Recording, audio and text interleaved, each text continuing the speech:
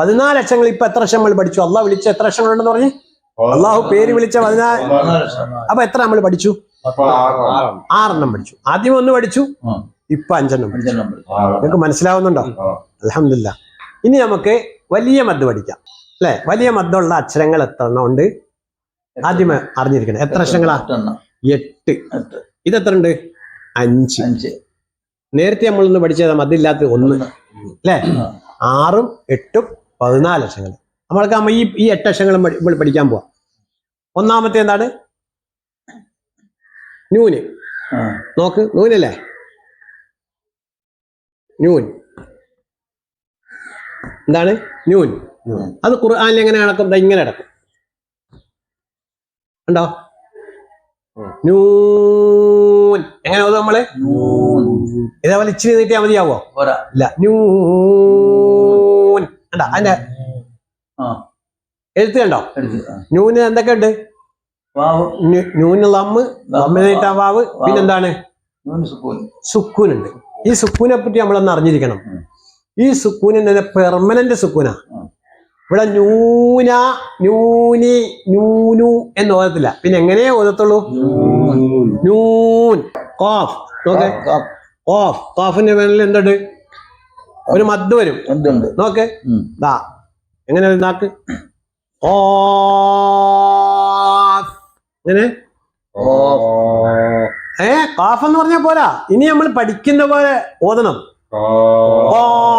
അതുപോലെ ഈ അക്ഷരം എന്തായിട്ട്? വാ നിറക്കേണ്ട അക്ഷര.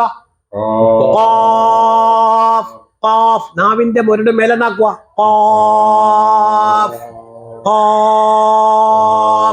ഉണ്ടോ? ഇഖ്റ എന്നൊക്കെ ഓർമ്മ ഖാഫിനെയൊക്കെ ശ്രദ്ധിക്കണം. അപ്പൊ ഖാഫിന് എങ്ങനെ വന്നു? ഖുർആനിൽ കാണുന്ന, സാഹിഫിൽ കാണുന്ന ചിഹ്നം ഇതായിരിക്കും.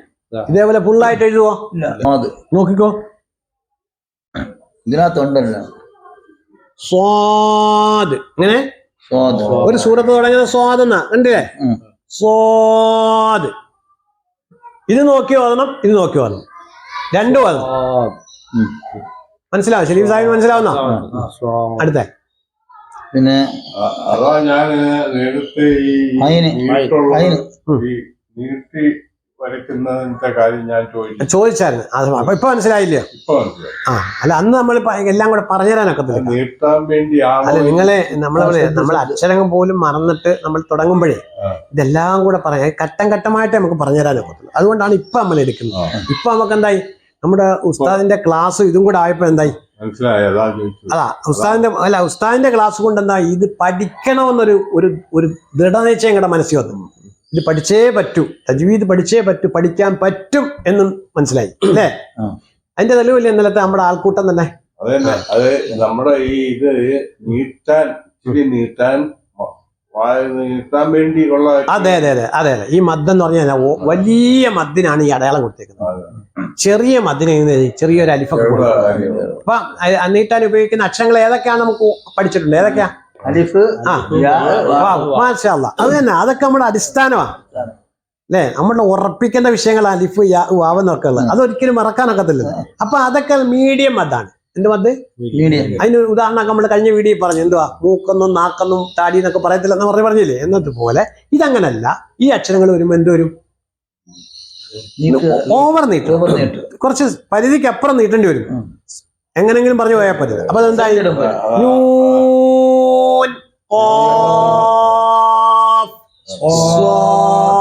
ഈ സ്വാദ് എന്ത് ചെയ്യണം? വാ നിറയ്ക്കേണ്ട അക്ഷരം കൂടാ. എന്തേ? നിങ്ങൾ സാഹിബ് എടുത്തിട്ട് മറിച്ച് നോക്കണം. ഇതൊക്കെ നമ്മുടെ ഖുർആന്റെ ഈ ചെറിയ ചെറുതായിട്ടുള്ള നീട്ടേ വരുന്നുള്ളൂ. അതേ ഉള്ളു, അത്രേ വരും. ഉദാഹരണം നമ്മളിപ്പോ അടുത്ത പദം വരുമ്പോൾ മനസ്സിലാവില്ലേ? അടുത്ത മനസ്സിലാവും നിങ്ങൾക്ക്. അടുത്ത എന്താണ്? നോക്കുക, ഐൻ എഴുതി നോക്കുക. അണ്ട, ഇങ്ങനെ എഴുതുന്ന ഐൻ. ഐൻ ഐൻ ആണ്. അതെന്ത് കൊടുക്കും? ഒരു ഐന് കൊടുത്തിട്ട് ഐന് സെപ്പറേറ്റ് വരത്തില്ല. സെപ്പറേറ്റ് വരത്തില്ല. കാഫ് ഹായ ഐൻ അല്ലേ? കാഫ് ഹായ ഐൻ സ്വാദ് അല്ലേ? മനസ്സിലായില്ലേ?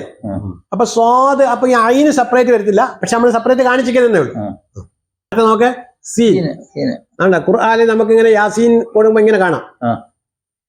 യാസീനകത്ത് എന്ത് വരും? ഇങ്ങനെ വേണം. യാ ചെറിയൊരു അര അലിഫ് കണക്കും, സീന്റെ മേളിൽ വല്ലതും കാണും. അപ്പം യാസീൻ. അപ്പൊ സീൻ എങ്ങനെ എഴുതും ഇവിടെ? സീൻ എങ്ങനെ ഓതും നമ്മള്? ഓരാ അങ്ങനെ സീൻ എന്ന് പറഞ്ഞ ഒരാവാ. സീൻ എങ്ങനെ? എങ്ങനെ? അപ്പൊ ഈ 5 അക്ഷരങ്ങൾ കണ്ടില്ല?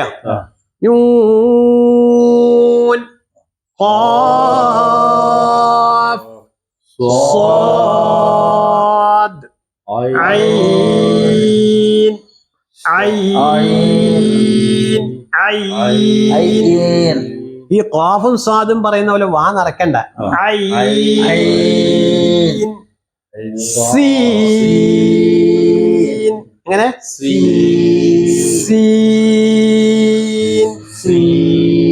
യാസീൻ, യാസീൻ. ഈ ഇന്നുള്ളത് എന്ത് ചെയ്യണം? അത് വരണം. അത് യാസീൻ, യാസീൻ എന്ന് പറയാൻ നൂന് വ്യക്തമാവത്തില്ല. നൂന് വ്യക്തമാവണം. നൂനുണ്ടല്ലോ അതിനകത്ത്. ആ ഉള്ള സാധനത്തെ നമ്മൾ എന്ത് ചെയ്യണം? ഉള്ളതുപോലെ പറയണം. അവിടെ മണിക്കൊന്നും വേണ്ട. യാസീൻ. ഈ മൂക്കിലോട്ടൊന്ന് വരും.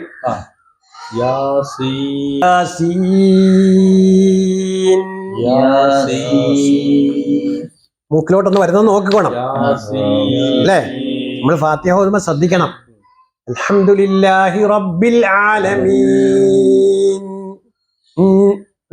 ബിസ്മില്ലാഹിർ റഹ്മാനിർ റഹീം. 2 ചുണ്ടും കൂട്ടണം എന്ന് പറയണം. അൽഹംദുലില്ലാഹി റബ്ബിൽ ആലമീൻ അർ റഹ്മാനിർ റഹീം. കണ്ട 2 ചുണ്ടും കൂടുമ്പോൾ ഒരു മീമിന്റെ ഉച്ചാരണം വേണം. ആ മീമിന്റെ യഥാർത്ഥ ശബ്ദം എവിടം വരെ കയറണം? മൂക്കിലോട്ടൊന്ന് കയറിയിട്ട് വരണം. കാരണം ശബ്ദം വരുമ്പോൾ ഉള്ള നിയമം വേറെയാ. അത് ഇച്ചിരി സ്ട്രോങ് ആയിട്ട് വരേണ്ടി വരും മണിക്കുമ്പോഴൊക്കെ. അപ്പൊ ഇത്രയും മനസ്സിലായല്ലോ. ഇനി അടുത്ത അക്ഷരം ഏതാ? അടുത്ത അക്ഷരം എന്താണ്? ലാം. ഓക്കെ,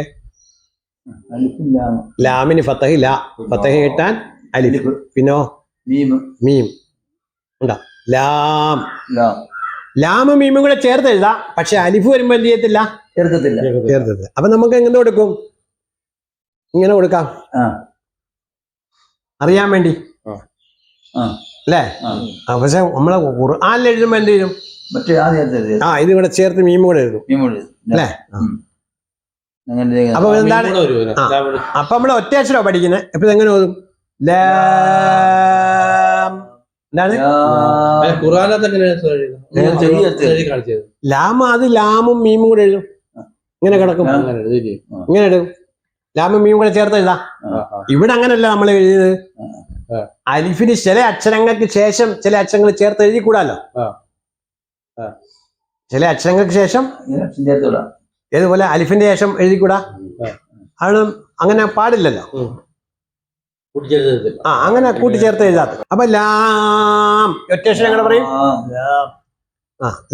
അപ്പൊ നമ്മളിപ്പോ പഠിക്കുന്നത് എന്താണ്? അല്ലാഹു തആല പേര് വിളിച്ച 14 അക്ഷരങ്ങള്. അതിന്റെ മാത്രമേ നമ്മളിപ്പോ പഠിക്കുന്നുള്ളൂ അല്ലെ? 28 അക്ഷരങ്ങളിൽ 14 അക്ഷരങ്ങളെ ആര് പേര് വിളിച്ചിട്ടുണ്ട്? അല്ലാഹു തആല പേര് വിളിച്ചിട്ടുണ്ട്. ആ പേര് വിളിച്ച അക്ഷരങ്ങളെ ആ പേര് വിളിച്ചതുപോലെ നമ്മൾ പറയാണ്. അപ്പൊ ലാം. അടുത്തത് 2, 4, 6 ഉള്ളൂ. കാഫ്. കാഫ് അല്ലെ? കാഫ് ഹായ എന്നൊക്കെ പോകുന്നത്. കാഫ് ഹായ ഐൻ സ്വാദ് അല്ലേ? അവിടെ നിയമങ്ങളൊക്കെ ഒരുപാട് പറഞ്ഞു തരാറുണ്ട്. പക്ഷെ നമുക്ക് ഇപ്പൊ നിങ്ങൾക്ക് മനസ്സിലാവുന്ന ദഹിക്കുന്ന രീതിയിലേ നമ്മൾ പറയുന്നുള്ളൂ. ഇപ്പൊ കാഫാണ്. ഇവിടെ നോക്കിക്കോ. ഫത്തഹ നീട്ടിയില്ല. കാഫ്. എങ്ങനെ? കാഫ്. ഇത് വാ നിറയ്ക്കേണ്ട കാഫ് അല്ല. ഇത് വെച്ച് വാ നിറച്ചു സ്ട്രോങ് ആയിട്ട് പറയേണ്ടി വരും. അറിഞ്ഞ പോലെ അല്ല. ഇത് കാഫ് അല്ലേ? ഇനി ഒരക്ഷരങ്ങളെ നമുക്കുള്ളൂ. മീം. രണ്ട് മീം ചേർത്ത് ചെയ്യുന്നു. മീം മീം. എങ്ങനെ? മീം. ആണോ? മീം. മീം. അവസാനം ചുണ്ട് കൂടണം.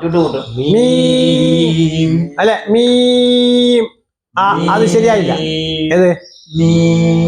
മീം എന്ന് പറയാ. അങ്ങനെ പറഞ്ഞാ പോരാ. മീം. അവസാനത്തെ മീമിന്റെ രണ്ട് ചുണ്ട് കൂടെ കൂടുന്നത് ബോധ്യപ്പെടണം നമുക്ക്.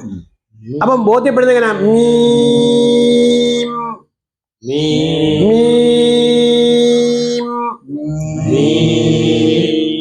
ഉണ്ടോ? ഒരക്ഷരത്തെ നമ്മൾ കളയരുത്. അറിയാതെ പോലും നമ്മുടെ അക്ഷരങ്ങൾ കളയാതെ സൂക്ഷിക്കണം. അത്ര സൂക്ഷ്മതയോടെ ഓതണം. അപ്പൊ 14 അക്ഷരങ്ങളുമായി. അള്ളാഹു താല പേര് വിളിച്ച അക്ഷരങ്ങൾ എത്ര ഉണ്ടെന്ന് ചോദിച്ചാൽ പറയാമല്ലോ. അതുമല്ല, നമ്മിൽ പലർക്കും അറിയാത്തൊരു വിഷയമാണ് സൂറത്ത് ഇങ്ങനെ എടുക്കുമ്പോഴേ. ചില സൂറത്തിന് മുമ്പിൽ ചെല്ലുമ്പം ഇങ്ങനെ വലിയ പത്തയും കിസറും ലമ്മൊന്നും ഇല്ലാത്ത കുറെ അക്ഷരങ്ങൾ കാണുമ്പം നമ്മൾ പകച്ചിരിക്കും. എന്താണ് ഇത് ഓതേണ്ടതെന്ന് അറിയാതെ. ഇപ്പൊ നിങ്ങൾക്ക് പിടിയിട്ടില്ല. ഇൻഷാ അല്ലാഹ്. അള്ളാഹ് ഇനി നമ്മളെ ടെക്സ്റ്റ് ബുക്ക് ഞാൻ കാണിച്ചു തരാം. നിങ്ങൾക്ക് വളരെ എളുപ്പത്തിൽ പഠിക്കാൻ പറ്റും. അതും കൂടെ പഠിച്ചിട്ട് ഇൻഷാ അല്ലാഹ് പോവാം. അല്ലാഹു തആല നമ്മുടെ എല്ലാ പ്രവർത്തനങ്ങളും സ്വീകരിക്കുമാറാകട്ടെ.